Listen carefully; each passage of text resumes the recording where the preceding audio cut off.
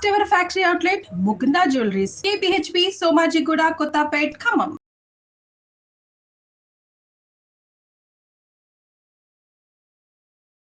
నమస్తే అమ్మా.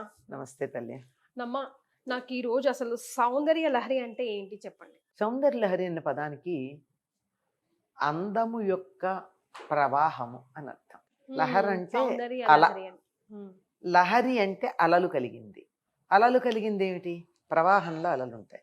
సౌందర్యం అనేటటువంటిది ఒక స్టాటిక్గా లేకుండా అది డైనమిక్గా ప్రవహిస్తూ ఉండే అందం, చైతన్యంతో కూడుకున్నటువంటి అందం అన్నమాట సౌందర్య లహరి అంటే.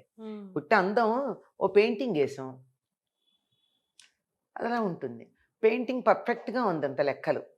కానీ పక్కన ఒక అమ్మాయి వచ్చింది, ఆ అమ్మాయిలో పర్ఫెక్షన్ లేదు కానీ లైఫ్ ఉంది. ఎవరిని ఎక్కువసేపు చూడాలనిపిస్తుంది? అమ్మాయిని చూడాలనిపిస్తుందా లేదా? దీనికి దానికి ఉన్న తేడా ఏమిటి? ఇందులో చైతన్యం ఉంది, అక్కడ లేదు. ఇటువంటి అంటే ఇది ఎక్కడికి వెళ్ళిపోతుందో మళ్ళీ ఇది అదంటే అక్కడే అట్లా కాదు, వెళ్ళిపోతుందని భయం కాదు, ఇందులో చైతన్యం ఉంది. లైఫ్, జీవం, జీవకళ ఉంది.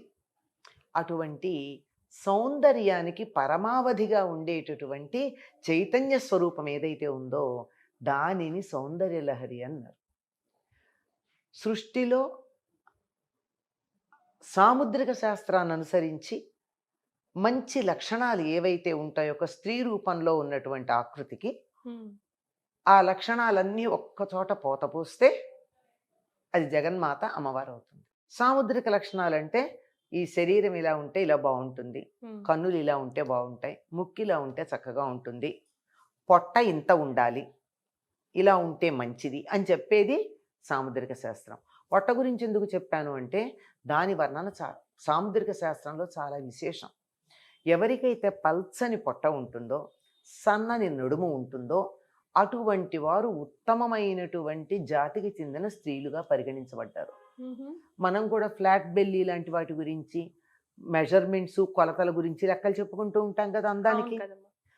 ఎందుకు అంటే ఎవరికైతే పల్చని పొట్ట ఉంటుందో వారికి గర్భధారణ తేలిగ్గా ఉంటుంది.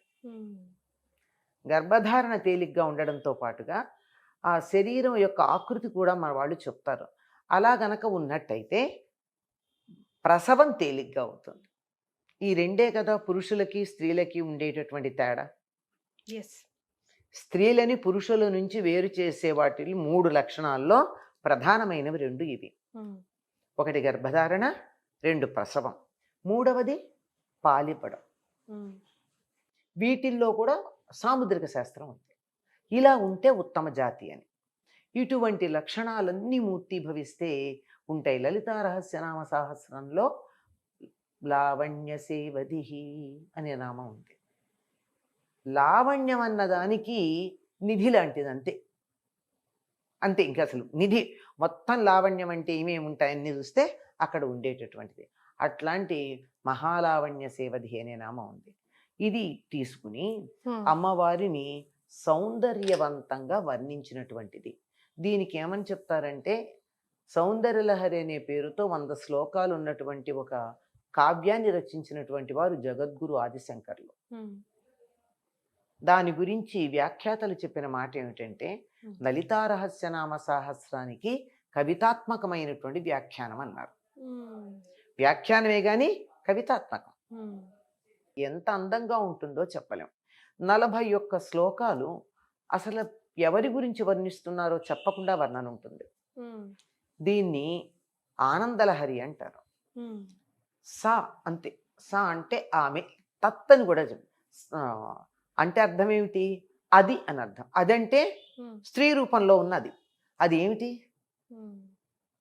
ఒక పేరు చెప్తే మిగిలిన పేర్లు కాకుండా పోతాయి.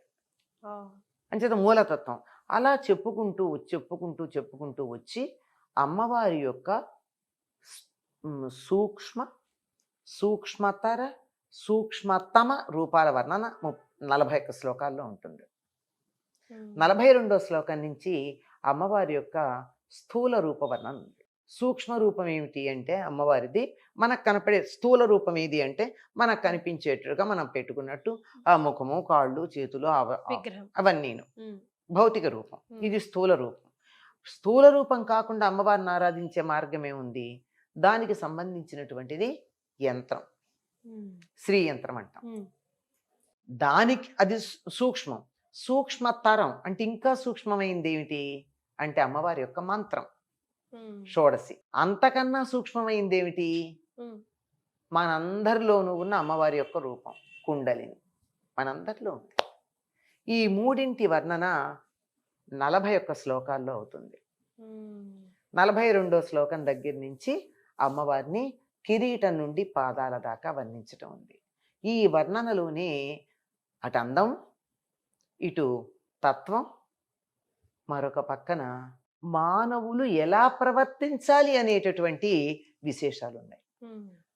అందులో ఉన్న అర్థం తెలిస్తే ఒక ఇల్లాలు, ఒక ముత్తైదువ ఎలా ప్రవర్తించాలి, ఎలా ప్రవర్తించకూడదు. ఫర్ ఎగ్జాంపుల్ అమ్మా, అలాగే ఇల్లాలితో భర్త ఎలా ప్రవర్తించాలి అది కూడా ఉంది. ఇందులో హంసల ఆవిడ నడక గురించి వర్ణిస్తూ, ఆవిడ దగ్గర నడక నేర్చుకోవడానికి వచ్చినటువంటి హంసలు వదిలి వెళ్ళట్లేదుట. అంటే ఇంకా ఆవిడ నడక దగ్గర పూర్తిగా పర్ఫెక్షన్ రాలేదు అని అక్కడ ఏమని వర్ణిస్తాడు, చారు చరితే అంటాడు. చారు చరితే అంటే మనోహరమైనటువంటి ప్రవర్తన కలిగింది. అంటే ఇక్కడ నడక అనే అర్థంతో పాటుగా నడత అనే అర్థం కూడా చెప్పారు.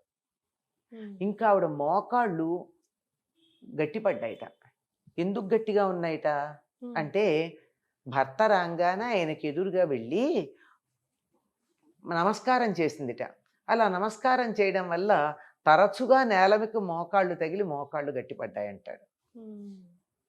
అక్కడ గబగబగబా ఆవిడ సంభ్రమంగా బయలుదేరుతోందిట. ఎందుకు బయలుదేరుతోంది అంటే పక్కనున్న చెలికత్తెలు చెప్తున్నట్ట, అమ్మా అక్కడ ఇంద్రుడి కిరీటం ఉంది, అక్కడ బ్రహ్మగారి కిరీటం ఉంది, వాటిని తొక్కుతావేమో జాగ్రత్త, అంత తొందరగా వెళ్ళకు అంటున్నారు. ఎందుకు ఎడుతోందిట, భర్త వచ్చాడనేటటువంటి వార్త వినపడితే గబగబగబా సంరంభంగా వెళ్ళిందిట. అంటే ఇక్కడ ఎన్ని అర్థాలు ఉన్నాయి. ఒకటి భర్త వస్తున్నాడు అనగానే ఎదురెళ్ళడం ఒకటి సంభ్రమంగా తడబాటుతో, ఇంకోటి ఏమిటి ఈవిడికి నమస్కరించడానికి బ్రహ్మ మొదలైనటువంటి వాళ్ళందరూ వచ్చి కిరీటాలు పక్కకు పెట్టి నిలబడి ఉన్నారు. కిరీటాలు పెట్టుకోకూడదు కదా, ప్రవర్తన అక్కడ మనకి తెలుస్తోంది. అంతేకాదు ఇంకో సంగతి, ఇంకా చాలా విశేషాలు ఉన్నాయి ఇట్లాంటివి. అమ్మవారి పాదాలకున్నటువంటి గజ్జెలు గల్లుమన్నది ఉంటే, గల్లుమంటే అవి మన్మధుడు నవ్వినట్టుగా ఉన్నాయిట.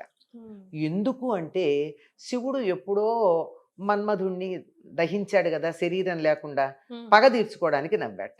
ఎందుకు నవ్విన పరిస్థితి ఏమిటి, అమ్మవారి పాదాలు గల్లుమనడానికి కారణం ఏమిటి అంటే శివుడు ఎవరి పేరో తలుచుకున్నట్టమ్మా, నోరు జారాడు, ఎవరో పేరు, స్త్రీ పేరు.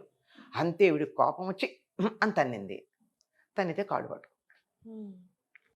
పట్టుకుంటే కాళ్ళు పట్టుకోవద్దని ఈవిడిలా అంది. అనగానే కాలికున్నటువంటి గజ్జలు గల్లుమన్నాయిట. ఆ గల్లుమండం మన్మధుడు నవ్వినట్టుందని. అంటే భర్త పొరపాటు చేస్తే భార్య కాళ్ళు పట్టుకోవాలన్నమాట. ఈ సంగతి ఉంది. ఇలా ఎన్ని విషయాలు ఉంటాయంటే చెప్పడానికి వీలు లేనన్నటువంటి విషయాలు. ఇటు ఒక స్త్రీ ఎలా ఉండాలో చెప్పడం దగ్గర నుంచి పిల్లలు ఎలా ఉండాలో కూడా అందులో ఉంటుంది. ఈయన స్కందుడు, కుమారస్వామి, తర్వాత వినాయకుడు శత్రువుల్ని జయించి వచ్చిన తర్వాత వాళ్లకున్న కిరీటాలు అవన్నీ బయట పెట్టి లోపలికి వచ్చారు అమ్మ దగ్గరికి. అధికార లాంఛనాలతో రారుగా పెద్దల దగ్గరికి. శివుడి దగ్గరికి వెళ్ళేమో ఆయన దగ్గర తీసుకోలేదు ప్రసాదం, ఎందుకంటే చండీశ్వరుడిది ఇవ్వాలి శివుడిది, అందుకని అమ్మ దగ్గరికి వచ్చారు. వస్తే ఇవిడ తింటూ ఉన్న తాంబూలం వాళ్ళకి ఇచ్చింది, అవి తీసుకుని తృప్తి పడ్డారంట. అంటే తల్లిదండ్రుల దగ్గరికి వచ్చేటప్పుడు తమ అధికార లాంఛనాలని పక్కకు పెట్టాలి. నీవు ఎంత గొప్పవాడివైనా ఢిల్లీకి రాదైనా తల్లికి బిడ్డవే అనే సంగతి గుర్తుపెట్టుకుని నీ పదవుల దగ్గరికి పెట్టుకుని అమ్మ దగ్గర కాళ్ళ దగ్గరికి రావాల్సిందే. ఇది పిల్లలకు చెప్పేది. ఇట్లా చెప్పుకుంటూ వచ్చినట్టయితే అసలు కుటుంబ వ్యవస్థ, మనుషుల యొక్క ప్రవర్తన, ఆడవాళ్ళు పెట్టుకునే అలంకారాలు, ఆ అలంకారాల యొక్క వైశిష్ట్యం, ఇలా ఎన్ని విషయాలు చెప్తారో సౌందర్యలహరిలో చెప్పడానికి వీల్లేనన్ను ఉంటాయి. మీరు చెప్తుంటేనే పూర్తిగా వినాలనిపిస్తుంది. ఇంకా ఆపాలనిపించట్లేదు ఎపిసోడ్. అమ్మ ఒక్కొక్క శ్లోకం గురించి చెప్పాలంటే గంటన్నర పడుతుందమ్మా. మరి అన్ని విశేషాలు ఉన్నాయి ఆ శ్లోకాల్లో. yes. ఊరికే దాని గురించి చెప్తుంటే తృప్తి నాకే లేదు. మీకెలా ఉంటుంది? ఎప్పుడు చదవాలమ్మా? లైక్ ఏ కోరికనైనా తీర్చుకోవడానికి చదువుతారా? ఏదైనా చదవచ్చమ్మా, దేనికైనా చదవచ్చు. అందులో అమ్మవారిని ప్రార్థించుకోవడమే ఉంది గనక మనకి అమ్మ తలుచుకుంటే భావన మాత్ర సంతుష్ట ఏ నమో నమః అని ఉంది అలా. అయితే ఈ సౌందర్యలహరి గురించి మాత్రం కొంతమంది పండితులు సాధకులు ఈ శ్లోకానికి ఈ ఫలితం ఉంటుంది అని చెప్పి కొన్ని శ్లోకాలకి చెప్పారు. అలాగే ఫలితం ఉంటుందని చెప్పి ఊరుకోవడంతో పాటుగా ఊరుకోకుండా వాళ్ళు ఏం చేశారంటే దానికో యంత్రం ప్రతి శ్లోకానికి. ఆ యంత్రం రాగి రేకు మీద రాయాలా, వెండి రేకు మీద రాయాలా, బంగారం రేకు మీద రాయాలా, వేరే ఉన్నాయి. అందులో ఒక బీజాక్షరంతో కూడుకున్న ఒక యంత్రం. ఆ యంత్రం ఎదురుగా పెట్టుకుని ఈ శ్లోకాన్ని ఇన్ని 100 సార్లు చదివి అయిన తర్వాత దానికి నైవేద్యం పెట్టి ఇంత చేస్తే ఈ కోరిక ఫలిస్తుంది అని 100 శ్లోకాలకి 100 ఫలితాలు ఇచ్చారమ్మా. సో దాన్ని మనకి ఏది కావాలో దాన్ని అంత ఓపిక 1000 సార్లు చదవగలరా? ఆలోచించుకోవాలి. చదివారు కొంతమంది. 1000 సార్లు కదమ్మా, అన్ని 1000 సార్లు కాదు. ఆ ఒక్క శ్లోకం 1000 సార్లు. రోజు ఒక్క రోజుకు 1000 సార్లు చొప్పున ఎన్నాళ్ళు చదవాలి అని ఉంది. అది చేసిన వాళ్ళు ఉన్నారు. మాకు ఫలితం వచ్చిందన్న వాళ్ళు ఉన్నారు. నాకు అట్లాంటి కోరికలు లేవు కనుక నీకు అమ్మవారిని తలుచుకుంటే ఆనందమే తప్ప నాకు మరొకటి లేదు కనుక ఆనందాన్ని పొందుతూ ఉంటాను. కష్టే ఫలి. అదే అంతే. మాకది ఏమీ లేదు. మేము మాత్రం నిత్యం అవిద్యానామంతస్తిమిరమిహిరద్వీపనగరీ జడానాం చైతన్యస్తవకమకరంద శృతిజరీ దరిద్రాణం చింతామణిగుణనికా జన్మజలధో నిమగ్నానాం దంష్ట్రాం మురరిపు వరాహస్య భవతి. ఈ ఒక శ్లోకం శివశక్త్యాయుక్తో అని సౌందర్యలహరిలో ఉన్న మొదటి శ్లోకం, శరజ్యోత్స్నా శుభ్రాం అనేటటువంటి శ్లోకం. ఈ 3 శ్లోకాలు నిత్యం చదువుకోమని మా గురువు గారు మాకు చెప్పారు. మా నిత్య పూజా విధానంలో ఈ 3ని తప్పనిసరిగా మేము చదువుకుంటాం. Very nice. Thank you so much అమ్మా.